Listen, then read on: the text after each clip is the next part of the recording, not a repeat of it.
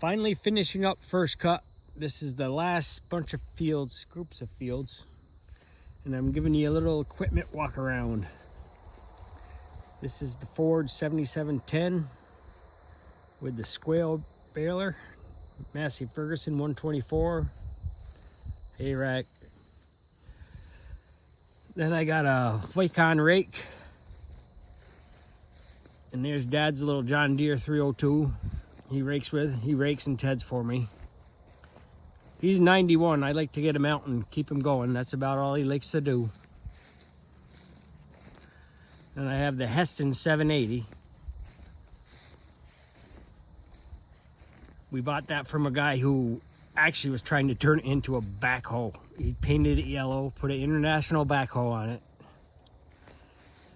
And my dad bought it like that and used it for many, many years like this. I recently updated the quick attach, had that welded on, cut the ears off of the bucket, welded them on there, welded a plate on the bucket, and you know the rest. Then I got this last year, this little Sitrix SB210 double sickle mower. I've been doing some of the mowing with that. And this is my little $2,500 Ford 3600 I bought. They steer perfectly fine with one steering cylinder, just to let you know. Something I gotta get fixed. There's the flat wagon I bought a year or two ago, just for moving bales. And here's the baling beast. My 5635 Ford New Holland tractor with my Hesston 840 round baler. It's making a good bale. You just gotta tie a certain way to get it nice and uniform. It just has the electric button you push on and off.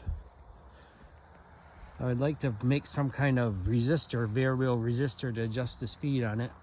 That's a project to do. And of course we have the Kuhn tedder for a basket. Then my trusty old Chevy truck. I had my 14,000 pound trailer on it the other day, moving the Hesston to the field. The next thing you know, the ball is almost touching the ground. The old hitch rod